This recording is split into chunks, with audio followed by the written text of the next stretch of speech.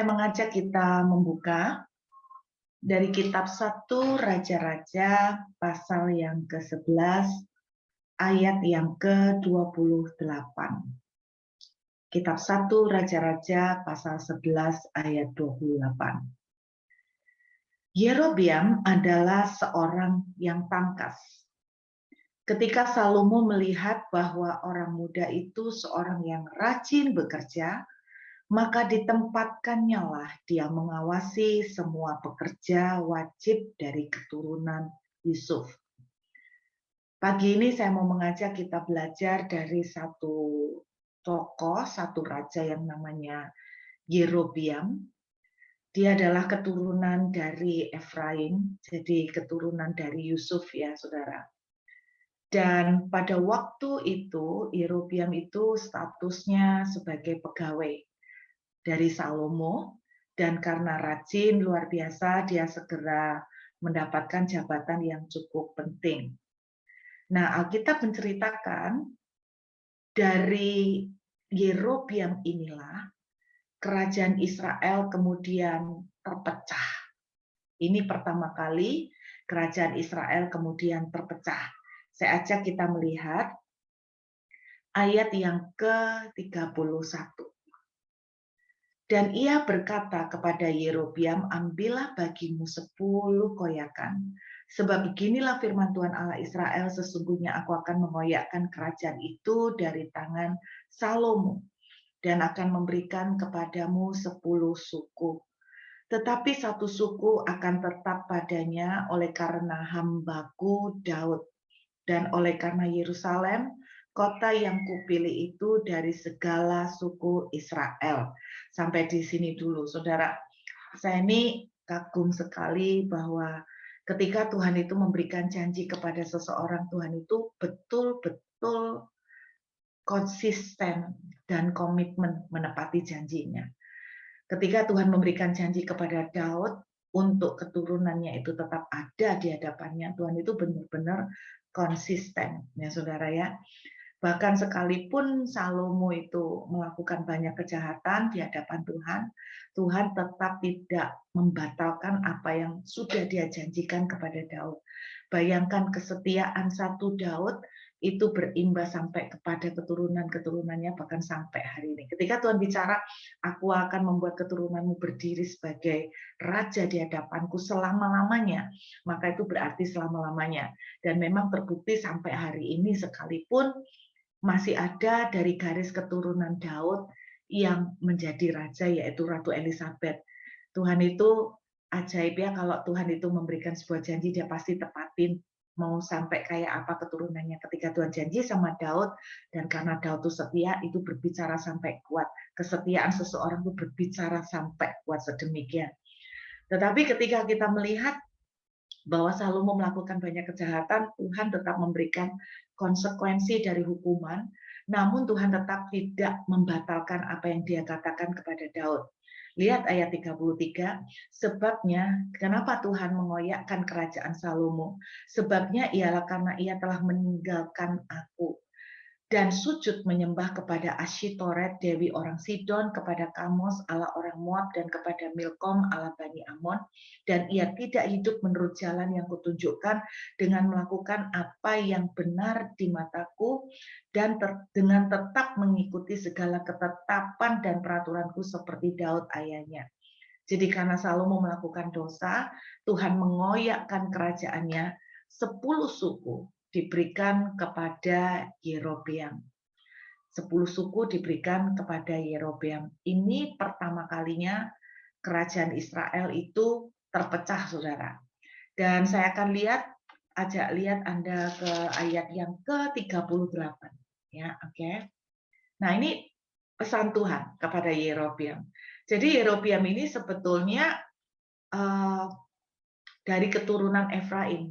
Selama ini memang raja diambil Tuhan dari keturunan Yehuda, tetapi ketika Tuhan mengoyakkan kerajaan Israel, kemudian Tuhan mengangkat dari keturunan yang lain, yaitu Yerobeam dari keturunan Efraim. Saya waktu mempelajari kenapa ya Tuhan kok milih Yerobeam? Apa karena dia rajin tangkas? Satu kali Yerobeam itu pernah menegur secara vokal kepada Salomo karena kesalahan yang dilakukan oleh Salomo. Jadi Yerobeam itu berani berdiri tegak di atas kebenaran, berani menegur Salomo dengan keras mengenai sebuah dosa yang dilakukan oleh Salomo. Jadi saya tuh melihat bahwa ketika sebuah tindakan kecil dalam tanda kutip seperti membela kebenaran, Tuhan itu tidak pernah berhutang. Saya tuh belajar banyak bahwa dari cerita-cerita seperti ini ternyata kita bisa menarik satu pelajaran bahwa Tuhan itu tidak pernah hutang. Kalau saudara itu menabur sedikit saja kepada Tuhan, Tuhan itu tidak pernah mau berhutang. Amin ya saudara. Nah, bukan itu yang saya mau ajarkan. Yuk kita lihat ayat 38. Dan ini pesan Tuhan kepada Yerobeam. Dan jika engkau mendengarkan segala yang kuperintahkan kepadamu dan hidup menurut segala jalan yang kutunjukkan dan melakukan apa yang benar di mataku, dengan tetap mengikuti segala ketetapan dan perintahku seperti yang telah dilakukan oleh hambaku Daud, maka aku akan menyertai engkau dan aku akan membangunkan bagimu suatu keluarga yang teguh seperti yang kubangunkan bagi Daud, dan aku akan memberikan orang Israel kepadamu. Saudara, saya membayangkan bahwa Yerobeam ini mendapatkan kesempatan untuk mengubah sejarah. Seperti saya bilang, selama ini keturunan raja sudah dipilih oleh Tuhan dari garis Yehuda. Anda bayangkan, dari garis Yehuda. Dan tiba-tiba kesempatan itu diestafetkan, dipindahkan kepada garis keturunan dari Yusuf, dari Efraim. Saudara bayangkan, ini bukan kesempatan kecil, ini benar-benar kesempatan yang spektakuler. Bagaimana garis keturunan kerajaan yang tadinya untuk Daud, terus akhirnya dipindahkan kepada juga Efraim. Apa Tuhan tidak menepati janji kepada Daud? Oh enggak, Tuhan tetap menyisakan satu suku sebagai keturunan dari garis Yehuda. Tetapi rupanya Tuhan membangunkan perencanaan lain. Nah dari sini loh kita bisa melihat bahwa apakah nasib itu bisa dirubah. Dari sini kita bisa melihat bahwa nasib itu bisa dirubah ya saudara. Destiny itu bisa dirubah. Dan Yerobeam itu punya sebuah kesempatan emas sekali bahwa dia akan memiliki kesempatan garis keturunannya akan menjadi raja, keturunan yang kokoh di hadapan Tuhan seperti garisnya Daud. Bayangkan, ini amazing. Dengan catatan kalau dia tetap setia kepada Tuhan. Nah, tetapi ternyata tidak terjadi seperti itu. Nah, yang saya mau ceritakan pada saudara adalah begini. Ada satu kata-kata yang diulang berkali-kali selama ratusan tahun. Yuk kita lihat dari satu raja-raja. Satu raja-raja, pasal yang ke-15. Kita lompat ke satu raja-raja. Pasal yang ke-15. Ayat yang ke-25 dan 26. Nadab, anak Yerobeam, anaknya Yerobeam, menjadi raja atas Israel dalam tahun kedua zaman Asa, raja Yehuda. Jadi sejak zaman Yerobeam itu kerajaan Israel jadi dua, Israel yang sering kita sebut dengan Israel Utara dan Yehuda. Jadi kalau Anda membaca kisah satu raja-raja dan dua raja-raja, semuanya menceritakan tentang pergantian raja di dua kerajaan ini. Kerajaan Yehuda dan kerajaan Israel Utara. Nah sekarang kita lihat anak Yerobeam, ia memerintah atas Israel 2 tahun. Ayat 26, perhatikan kalimat ini. Ia melakukan apa yang jahat di mata Tuhan, serta hidup menurut tingkah laku ayahnya, dan menurut dosa ayahnya yang mengakibatkan orang Israel berdosa pula. Perhatikan, sekarang saya ajak kita lompat ke ayat 34 dari 1 Raja-Raja 15 ayat 34. Ia melakukan apa yang jahat di mata Tuhan.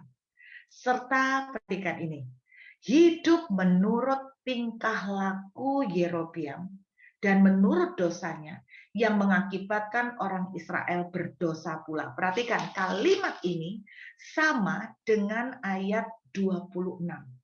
Oke?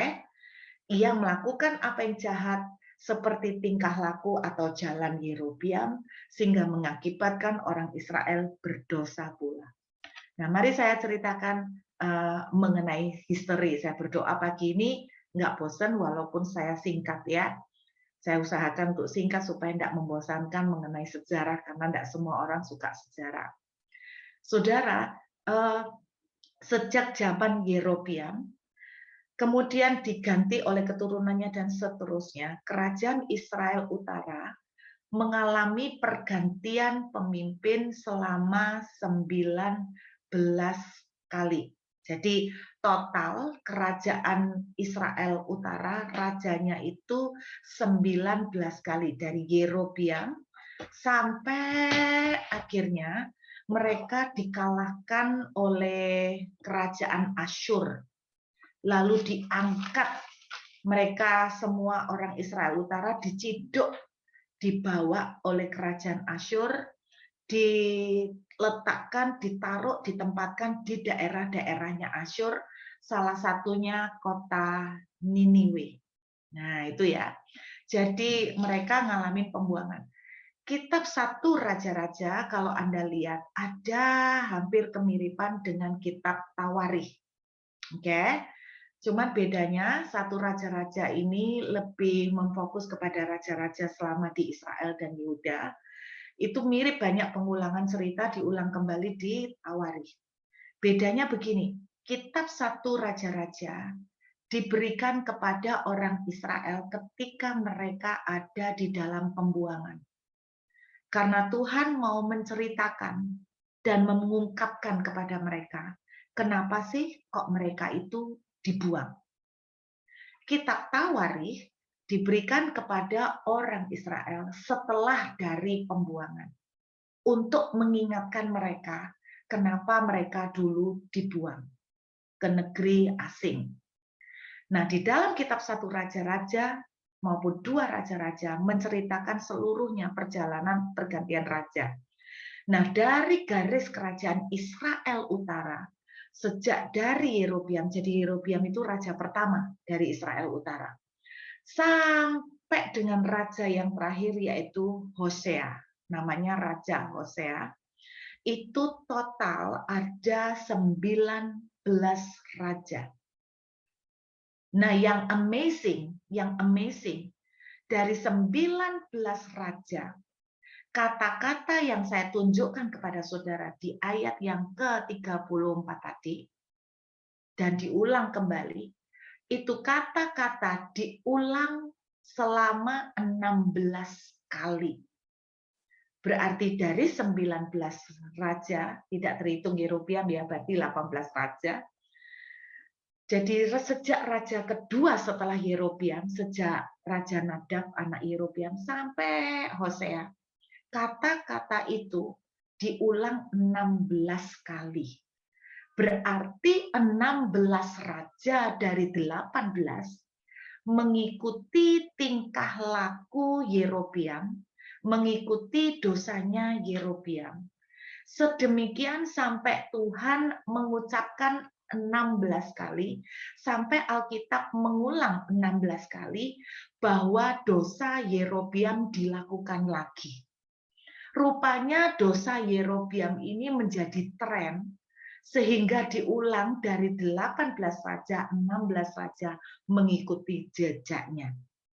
Dan yang mengagetkan lagi, dari 19 raja ini, total kerajaan Israel Utara sampai dikalahkan oleh orang-orang Asyur, total 286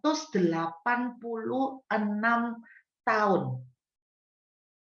7 bulan, 7 hari. Nah, itu total. 286 tahun, 7 bulan, 7 hari. Yang membuat saya terheran adalah begini. Selama 286 tahun, Alkitab menuliskan dosa Yerobeam itu terulang. Berarti Bapak Ibu Saudara, dengarkan. Saya mau Anda tangkap baik-baik.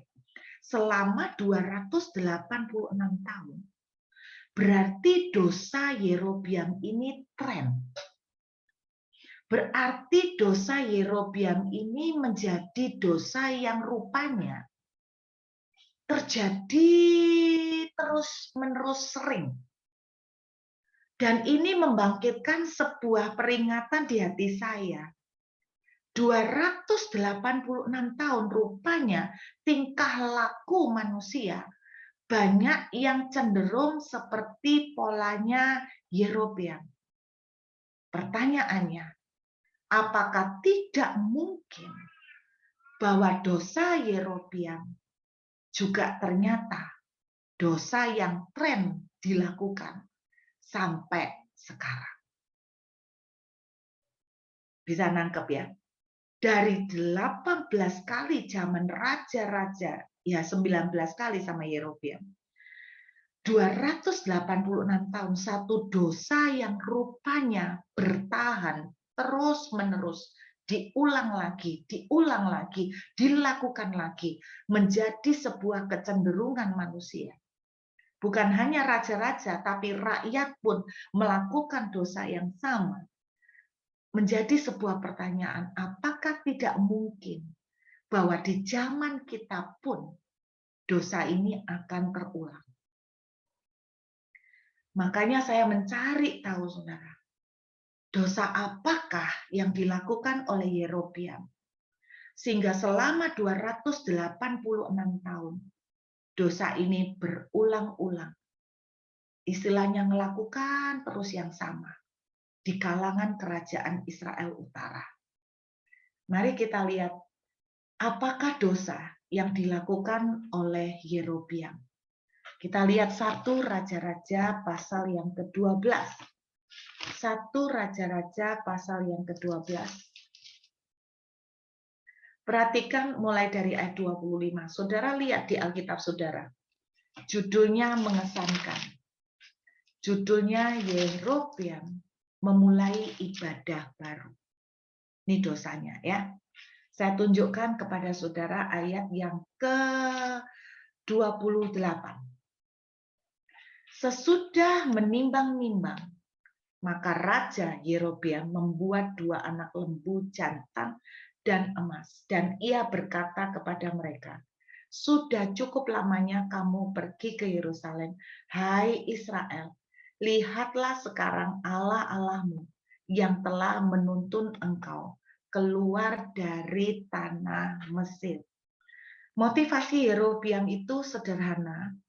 Dia ini membuat 2 anak lembu emas. Kalau zamannya Musa bikin 1 aja Tuhan murka. Ini keren. Bikin 2. Bikin 2. Dan yang seremnya, perhatikan. Yerobeam bilang begini, lihatlah sekarang Allah-Allahmu. Gila ya.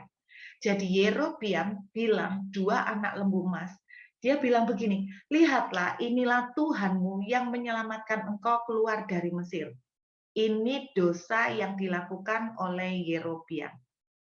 Saudara, yang saya bayangkan, Yerobeam itu menggantikan Allah Israel yang benar dengan kopian. Nah, perhatikan. Kita cuman berpikir ya, apakah zaman sekarang seperti ini? Bahwa kita itu melihat bahwa seakan-akan ini Tuhan, padahal ini bukan Tuhan. Berbicara tentang anak lembu emas, 2 anak lembu emas seperti ini. Saya tuh teringat awal-awal ketika Tuhan mulai menaikkan saya. Dalam arti tiba-tiba sekonyong-konyong pelayanan saya jadi begitu banyak. Tiba-tiba undangan begitu besar, luar biasa. Banyaknya undangan sampai 80 khotbah dalam 1 bulan. Saya masih ingat pada zaman-zaman itu. Pada zaman-zaman itu, saya masih ingat saking larisnya nih ceritanya ya. Saking larisnya saya itu dengan undangan-undangan khotbah. Saudara tahu pada awal-awal tahun 2005, di mana saya mulai khotbah dan banyak sekali undangan, orang mengenal saya sebagai hamba Tuhan profetik, hamba Tuhan nubuatan. Dan kemudian ada yang sirik ngomong begini, saya dengan beberapa hamba Tuhan yang bergerak di area yang mirip, kami dijuluki sebagai hamba Tuhan bisik-bisik. Hamba Tuhan bisik-bisik, saudara. Karena suka membisikkan message Tuhan. Saya masih ingat, satu kali setelah beberapa waktu saya pelayanan dengan ciri khas pelayanan yang bernubuat. Saya masih ingat setiap kali saya khotbah di sebuah tempat selalu ada nomor yang dibagikan.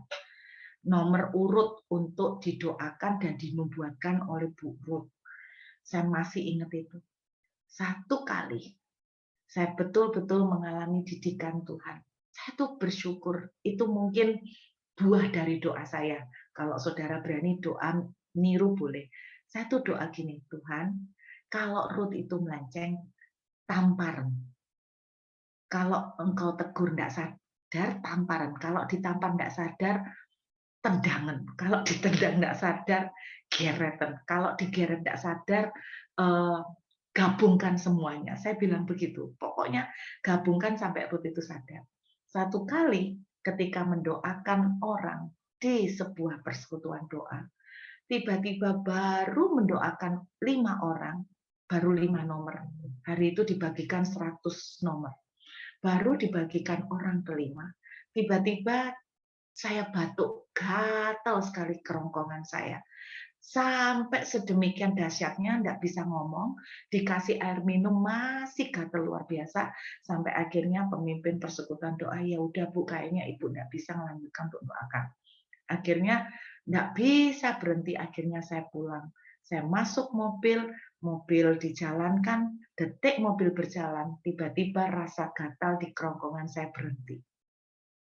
Dari situ saya tahu Tuhan mau bicara sesuatu. Ketika Tuhan mau berbicara sesuatu, kemudian saya ngomong, Tuhan, ada apa ini? Kenapa aneh kerongkongan gatal? Tuhan tiba-tiba berkata begini, siapa yang menyuruhkan mendoakan satu persatu? Saya bilang, loh, bukan Tuhan, tak? Aku tidak pernah menyuruh engkau untuk melakukan hal yang demikian. Bukankah aku pernah ngomong sama kamu, berbicaralah kepada siapa aku mau kau menyampaikan?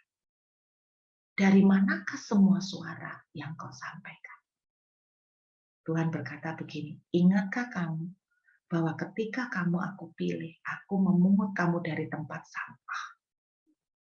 Tidakkah mungkin bahwa aku yang mengangkat kamu? Aku juga yang bisa menurunkan engkau. Hentikan apa yang kau lakukan. Engkau sedang membawa mereka kepada anak lembu emas. Dari situ saya baru ngeh. Saya membawa jemaat bergantung dan mencari saya dan bukan membutuhkan Tuhan. Mereka punya alasan bahwa, Bu, saya tidak bisa dengar Tuhan. Makanya saya minta tolong melalui Bu. Sama seperti yang terjadi pada orang-orang Israel. Mereka tidak usah jauh-jauh ke Yerusalem. Mereka dipakai perwakilan untuk datang kepada anak lembu emas. Sama seperti zaman Musa, mereka tidak usah nunggu Tuhan untuk datang karena mereka tidak bisa ketemu dengan Tuhan. Harus lewat Musa. Mereka pakai perwakilan. Yang saya khawatirkan adalah bahwa ketika saya bergerak di dalam pelayanan profetik, bedanya tipis sekali, saudara, antara saya betul-betul membawa mereka kepada Tuhan atau membawa mereka kepada anak lembu emas.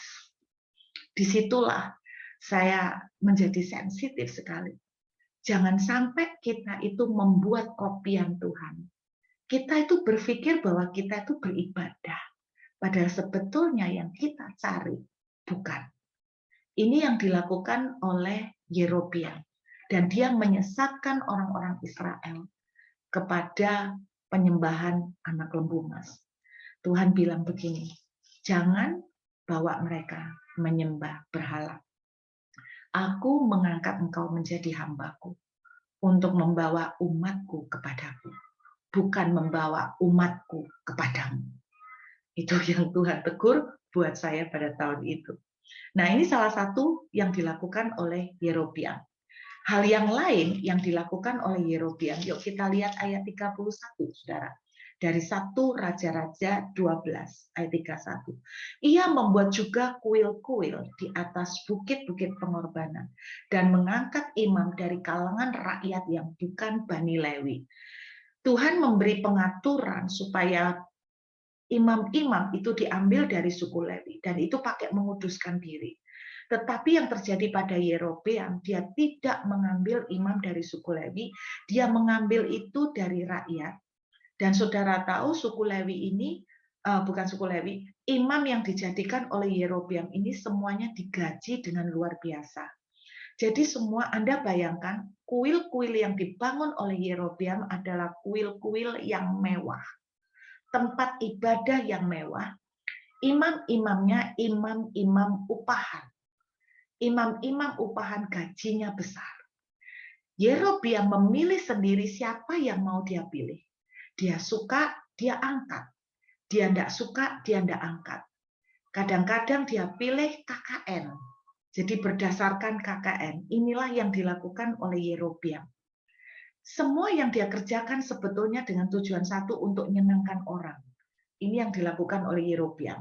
Kemudian kita lihat lagi dosa yang lain di ayat yang ke-32. Perhatikan. Kemudian Yerobeam menentukan suatu hari raya. Jadi dia bikin hari raya sendiri.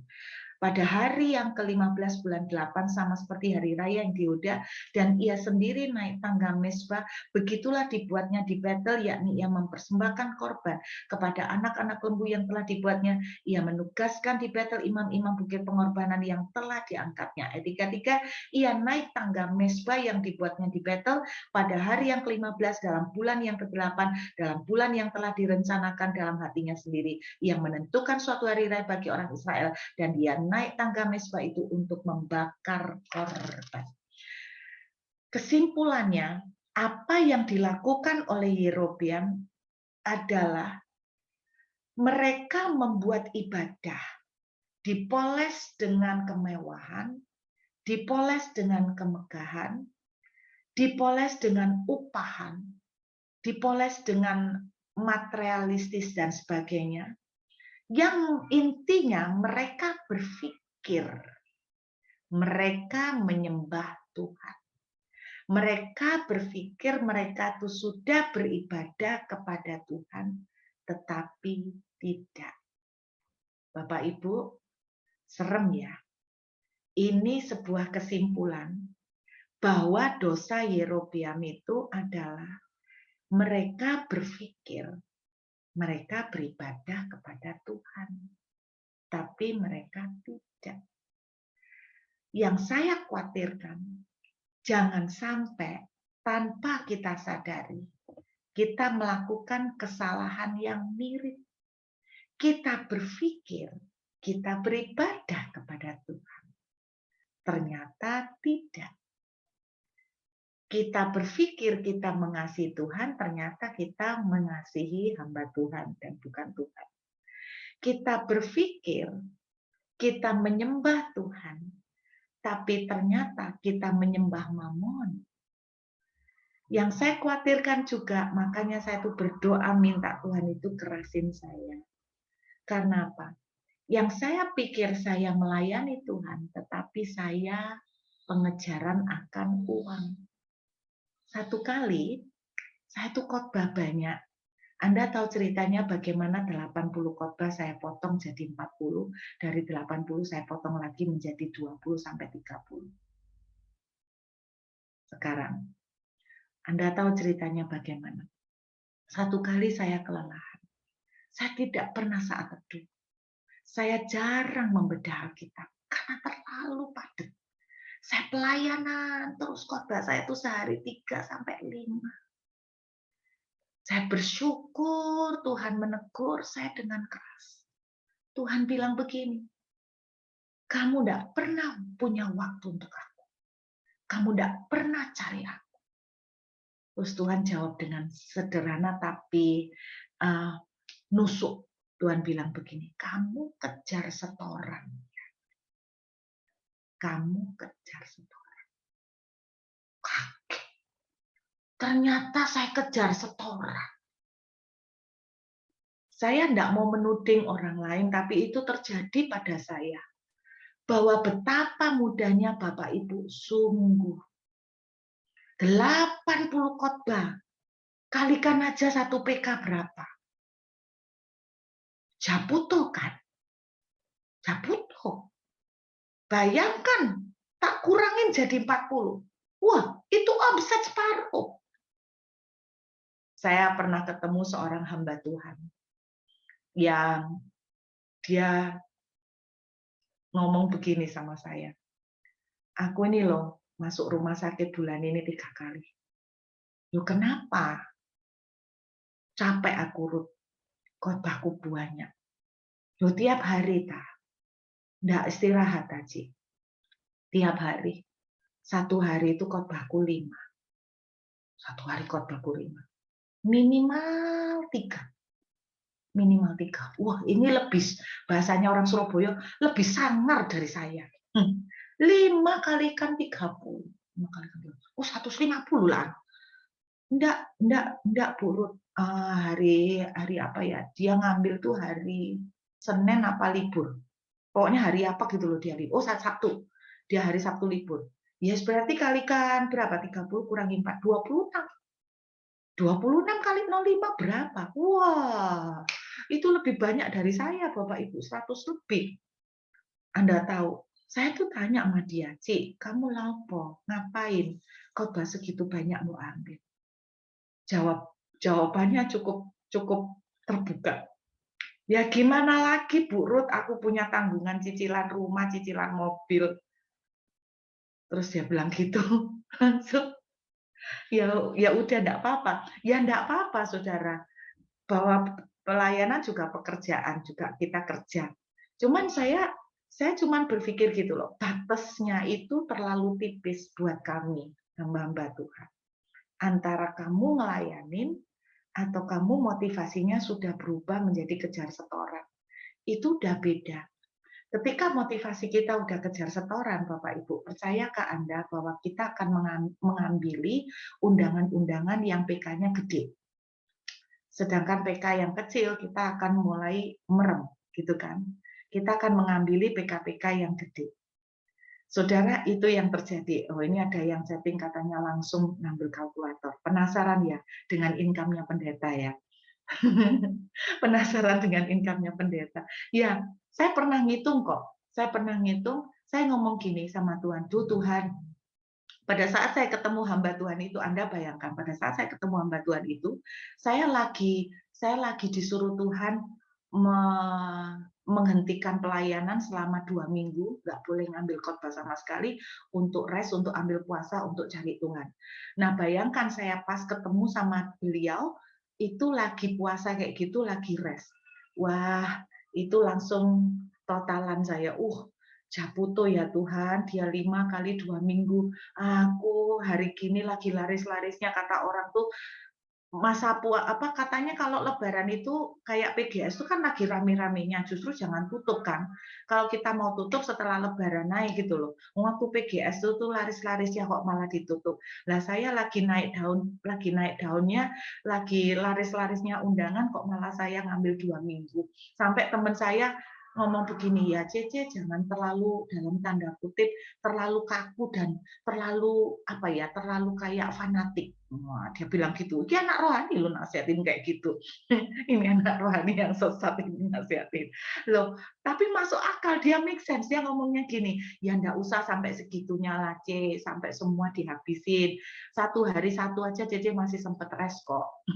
Saudara, saya tuh langsung sampai rumah itu ngitung, wah, dia ini 1 hari 5 kalikan 2 minggu, 5 kali 0,7, 5 kali 0, 12, 5 kali 0, 12 itu berapa? Saya hitung-hitung. Wah, kalau satu amplop paling kecil aja 1 juta. Waduh, berapa ini? Wah, sementara aku banyak rest mencari Tuhan, ini langsung segini-segini. Tuhan langsung ngomong gini, "Mau hitung-hitungan ya?" Saya bilang, "Ya cuman penasaran Tuhan." "Ambil kalkulator, ambil kalkulator." "Enggak usah Tuhan, enggak usah." Saya sungkan digituin. "Ambil kalkulator sekarang." Tuhan bilang gitu, "Enggak usah Tuhan, ambil kalkulator, aku mau ajak kamu menghitung." "Enggak usah Tuhan." "Ya kalau Tuhan mau ajak aku ngitung, enggak usah kalkulator." "Enggak bisa, enggak cukup. Ambil kalkulator hitung." Saya ambil akhirnya nurut, saya ambil handphone, saya buka bagian kalkulator. Sama Tuhan diajarin suruh ngitung. Anda tahu suruh ngitung apa? Bagi berapa berapa nilai uang kalau diuangkan, Tuhan memelihara orang Israel selama berputar-putar di padang gurun 40 tahun. Bapak Ibu, waktu saya periksa 1 hari itu Tuhan mengeluarkan sekian miliar. Sampai kalkulatornya nggak cukup, saudara, 40 tahun, sampai berubah jadi kayak L gitu, nggak cukup. Tuhan bilang begini, Tuhan ngomong, selama 40 tahun aku memelihara orang Israel sedemikian. Sekian miliar 1 hari, kamu bisa hitung. Terus Tuhan katakan, bagaimana mereka bisa aku cukupkan? Kamu 12 hari udah hitung-hitungan. 12 kali 0. 12 hari, 12 hari kalikan 5 kalikan sekian. Saya langsung malu sama Tuhan. Nah ini loh saudara, ini yang menjadi bahaya. Anda bayangkan dosanya yang dilakukan oleh Yerobeam. Kalau Anda saya ceritakan begini, Anda bisa membayangkan kan? Pertanyaan saya kepada saudara, apakah dosa Yerobeam menurut saudara ada sekarang? Saya jawab, banyak. Betul? Banyak. Saudara tahu apa hukuman untuk dosa Yerobeam? Apa hukuman untuk dosa Yerobeam? Kita merasa kita sudah ibadah. Hati-hati. Jangan karena kita merasa bahwa ibadah kita itu bagus, kita merasa kita sudah memperkenan Tuhan. Dosa Yerobeam, Anda tahu, yang seremnya, Tuhan itu bilang begini mengenai Yerobeam. Engkau seperti, mohon maaf, engkau seperti tahi. Waduh, kasar ya. Tuhan bilang, engkau seperti tahi. Gila. Yang kita pikir kita udah pelayanan bagus, memberkati banyak orang, seperti tahi. Saya loh ditegur Tuhan. Saya tuh bangga gini, Tuhan, tahun ini aku sudah prestasi banyak, khotbahku banyak, aku bikin sekolah gratis, aku bikin acara Surabaya berdoa, aku prestasi besar. Tuhan jawab begini, siapa yang suruh kamu pelayanan banyak? Terus Tuhan ngomong gini, kamu loh pelayanan banyak buat siapa? Ya buat Tuhan lah, saya jawab gitu. Apa yang buat aku? Kamu waktu disalami, terima kasih ya Bu Ruth, khotbahnya sudah memberkati. Yang terima pujian siapa? Kamu kan? Waktu kamu terima angpau, siapa yang terima? Ya saya jawab, ya saya lah Tuhan. Kan Tuhan tidak bisa terima duit lagi, Tuhan kan tidak butuh duit di surga. Saya jawab begitu. Terus Tuhan bilang, pulang bawa nasi kotaan. Siapa yang juga yang makan nasi kotaan? Semuanya kamu dan kamu dan kamu. Mana yang untuk aku? Saudara, cara Tuhan menilai beda dengan cara kita menilai. Saya ingatkan dengan Matius, saya akan akhiri dan ingatkan Matius pasal 7 ayat 22 sampai 23. Tuhan katakan begini, pada hari-hari terakhir banyak orang yang berkata, aku sudah bernubuat demi namamu. Aku sudah menyembuhkan orang sakit, bangkitkan orang mati, apapun itu. Tuhan, aku sudah pelayanan loh, aku sudah memberikan perpuluhan loh, aku sudah membangun banyak gereja loh, aku sudah menabur banyak. Saudara, apa yang terjadi pada Yerobeam dan dosa Yerobeam? Mereka pikir mereka ibadah. Saudara tahu mereka melakukan, orang-orang yang dipilih oleh Yerobeam menjadi imam, bukan lagi orang-orang yang kudus. Mereka yang namanya di dalam ibadah itu berzina, bercabul, itu semua udah terjadi dan mereka udah biasa seperti itu, menganggap it's fine. Hati-hati. Kita menganggap bahwa kita udah pelayanan, kita udah berkenan di hadapan Tuhan, padahal kita punya simpanan. Simpanan istri orang, seperti yang saya ceritakan beberapa waktu yang lalu. Hati-hati kita pikir bahwa kita korupsi, kita fine-fine saja. Hati-hati kita berpikir bahwa kita mencuri kemuliaan Tuhan, kita tidak sadar. Saudara, hati-hati. Makanya satu ngomong, Tuhan, siapakah yang bisa menjaga kemurnian hati? Tolong saya, Tuhan. Tolong saya. Biarlah Engkau boleh memberikan kemurahan, yaitu menjaga hati hamba-Mu ini. Kalau saya itu melenceng, motivasi saya melenceng, tampar saya, ingetin saya. Bila perlu tampar saya sampai saya tuh melek dan sadar, Tuhan. Jangan sampai saya tuh kau biarkan karena tiba-tiba ketika saya mati, Tuhan bilang, "Nyala kamu sebab aku tidak mengenal engkau." Tuhan katakan kepada orang-orang Israel seperti yang dilakukan oleh Yerobeam, engkau seperti tahi. Itu keras sekali loh, kalau kan yang Tuhan ngomong engkau seperti tahi. Aduh, saya bayangkan Tuhan melihat mereka seperti tahi dan dihapuskan keturunannya. Saudara, semua keturunan Yerobeam ke bawah, Anda tahu apa yang terjadi? Mereka mati karena pedang, mereka mati karena sakit, sama seperti yang terjadi pada Imam Eli.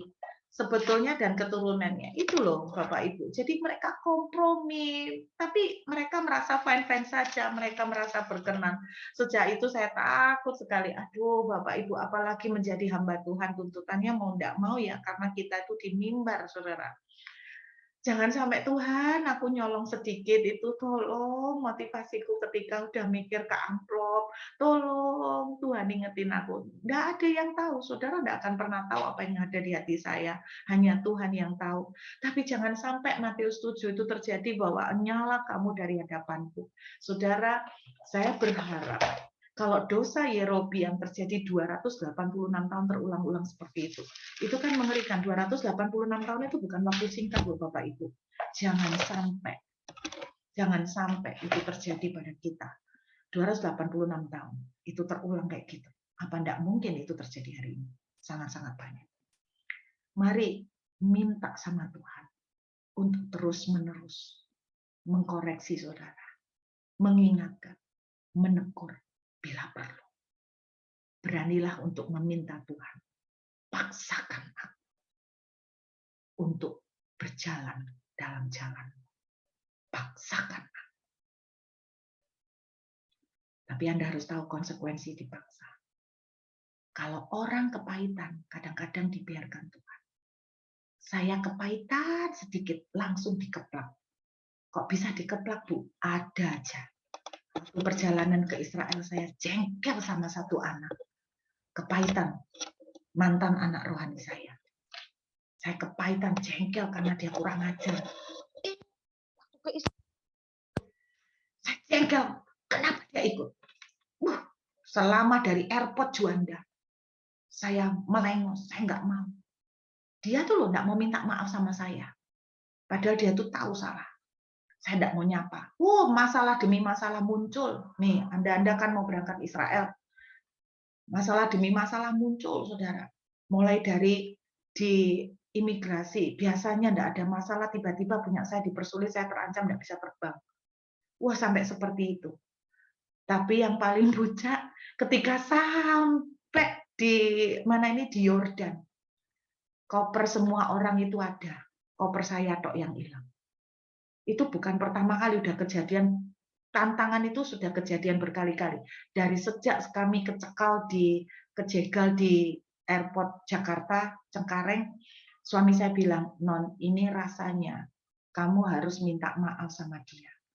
Karena ini rasanya kan kamu juga doa minta Tuhan paksakan. Dan ini kamu menyimpan kepahitan. Kamu harus minta maaf." Saya bilang gini, kok aku yang minta maaf? Dia lebih mudah, harusnya dia minta maaf sama aku. Dia kan yang salah, ya kamu yang salah. Kamu minta maaf sama dia. Saya berkeras, nggak mau. Akhirnya puncaknya di Yordan. Koper saya hilang. Semua ada, koper saya hilang. Suami saya ngomong, ini baru koper non, koper saya hilang. Yang hilang koper saya, koper suami enggak. Koper saya itu baju saya, underwear saya. Bayangkan di Yordan, Anda cari underwear kayak apa. Bapak Ibu, Anda kalau pernah ke Yordan, susah cari underwear model modern. Masa cari underwear penari penari perut, saudara. Masa cari baju penari perut? Nah, terus cari baju-bajunya kayak apa? Oh my goodness, semua hilang. Suami saya bilang gini, ini baru koper loh non, terus no, nanti ada apa-apa sama kita tambah tambah parah. Akhirnya saya minta datang ke dia, minta maaf. Saya minta maaf, saya sudah marah sama kamu, saya sudah nyimpan kepahitan. Saudara, waktu saya minta maaf, saudara tahu jawabannya anak rohani saya? Dia bilang begini, iya Ce, tak maafkan, lain kali Cece jangan gitu ya. Makanya Cece, wah, waduh, ini tersulut mau dibakar lagi. Sabar-sabar, ini nanti koper hilang, nanti bukan koper hilang anakku yang hilang tambah repot. Ini koper hilang. Oke, sabar. Saudara, itu yang terjadi. Saya tapi bersyukur Tuhan memperlakukan saya, mendidik saya dengan keras seperti itu. Nah, hati-hati ya, teman-teman yang mau ke Israel, yang punya ganjelan dibereskan. Nanti keburu koper hilang loh ya. Lumayan kalau koper hilang, gigi hilang atau apa yang hilang. Oke, jadi saya berdoa, mari kita jaga hati, minta sama Tuhan, paksakan aku masuk dalam rencana dan kehendak.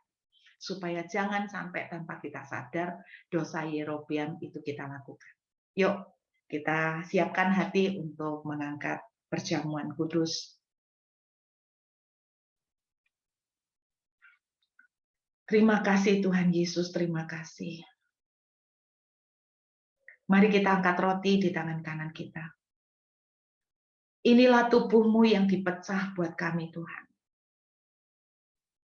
Saat kami makan roti ini, kami sedang koinonia, menjadi satu dengan tubuh Yesus. Kami beroleh kemenangan dalam kebangkitan tubuhmu, sehingga tubuh yang kami hidupi sekarang telah dipulihkan menjadi sehat, menjadi tubuh yang diberkati. Kami terima dan kami makan dengan iman percaya. Dalam nama Yesus, mari kita makan dengan iman. Haleluya.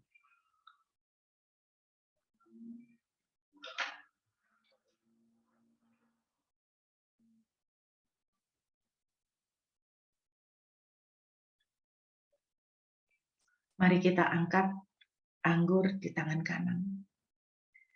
Inilah darahmu yang tercurah menjadi pendamaian buat kami. Sebab tanpa darahmu tidak ada pendamaian. Kami yang telah berdosa, kami banyak kelemahan dan kekurangan. Ampuni kami Tuhan. Dosa kami tidak akan pernah bisa dihapus tanpa darah-Mu. Ampuni kami Tuhan. Dan biarlah Tuhan, darah-Mu akan menjadi pendamaian yang menghapuskan dosa kami. Mengembalikan kembali kami kepada posisi dibenarkan. Dan menjadi anak-anak kepunyaan. Kami terima dengan iman percaya. Kami koinonia dengan darah Yesus. Dalam nama Yesus mari kita minum dengan iman. Haleluya.